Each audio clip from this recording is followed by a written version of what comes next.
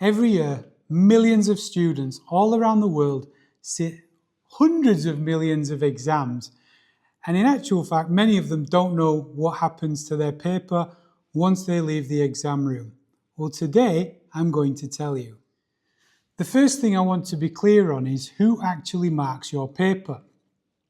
Many people think it's some anonymized robot or a monster, but in actual fact, examiners are simply people like me or like your class teacher. They are people who want to develop their understanding of their own subject area, so decide that by becoming an examiner, they'll get the inside track on what exam boards are looking for to teach their own students. In order to become an examiner, you have to be suitably qualified in your field. You have to have been teaching probably for quite a few years. You have to apply for the role, and then you have to pass some standardisation tests.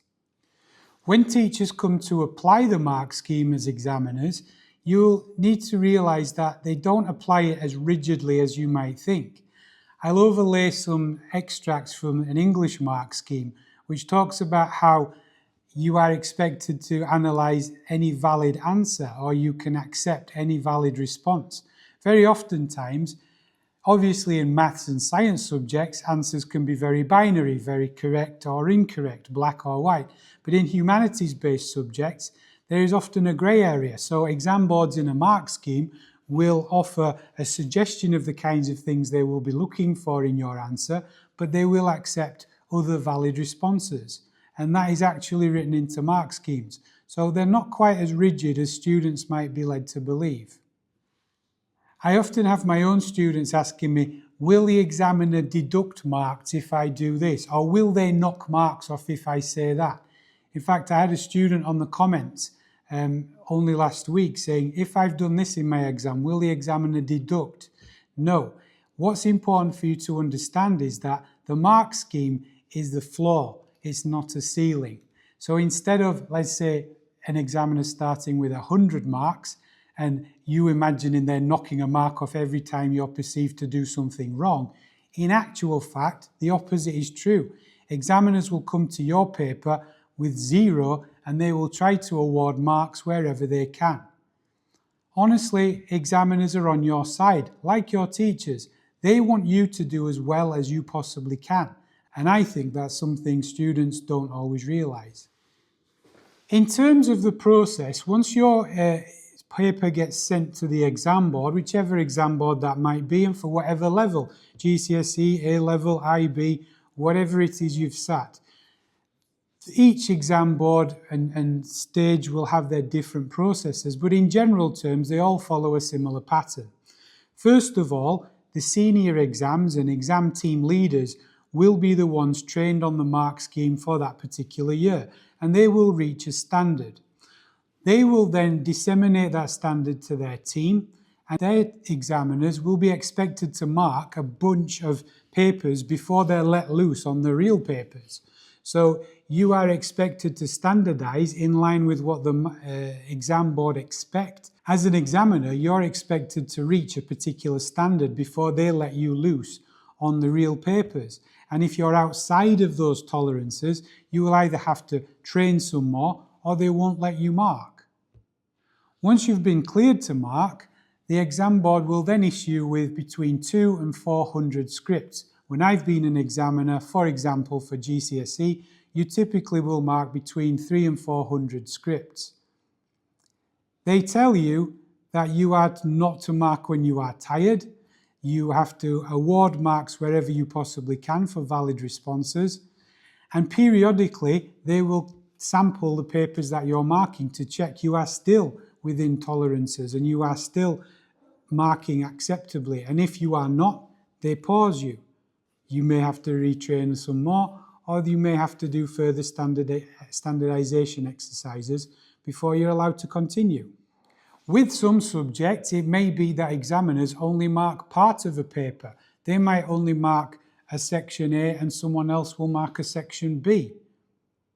In English, it might be that you mark one paper and another examiner will mark a second.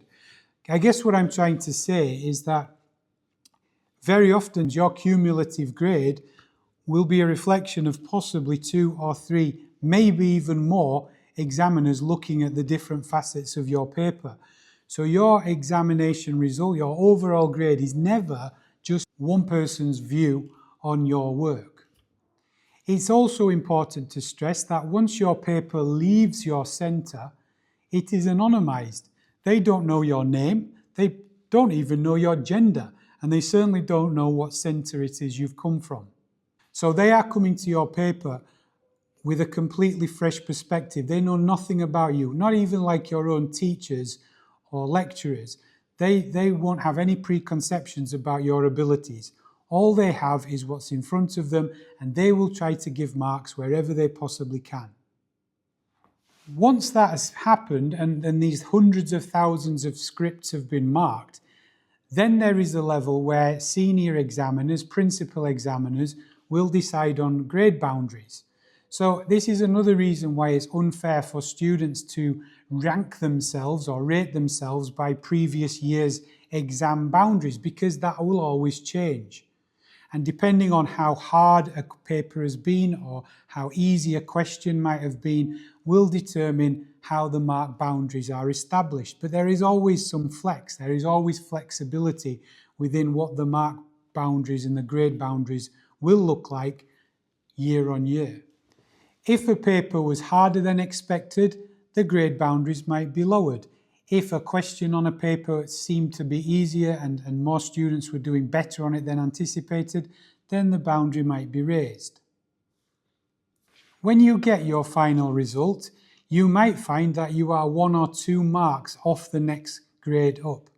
So in that case, there is always an appeal process. It's not necessarily the end of the road if you have just missed the grade by 1 or 2 marks. There is an appeal process, and it's important to discuss that with your head of department for whatever subject that might be, or your school or college's exams officer.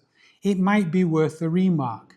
Now bear in mind you probably will have to pay for that, and obviously if you're outside a certain tolerance, they might recommend that you don't remark because the mark might not change at all. In the vast majority of cases, marks don't typically tend to change that much. But in my experience, every year there will be 1 or 2 students who might find a remark gets them an extra mark or 2 and nudges them into the next grade up. But obviously if you're several marks away from that boundary, there's a very good chance it's not going to change. But again, what I'm trying to say is results day is not necessarily the end of the road. When you appeal, you pay your money, that can be reviewed. And by the way, the reason they expect you to pay is because of the administrative cost involved in having extra markers spend time looking at your paper again. What all of this means for you right now is that you've handed your paper into a system that is designed quite rigorously to monitor marks, to make sure that you are given the fairest mark possible and that your outcome is based on several experienced people's judgment of the work you've done in that exam. It's never just one person's opinion, and it will always be the fairest reflection of what you are capable of under those exam conditions. If you've found value in this video, if there's been anything that's been of interest to you, or indeed you have any questions, please feel free to drop them in the comments below. Similarly, if you could like this video and subscribe, I would appreciate it. And if there's anything you would like me to make content on going forward, please again let me know. See you next time.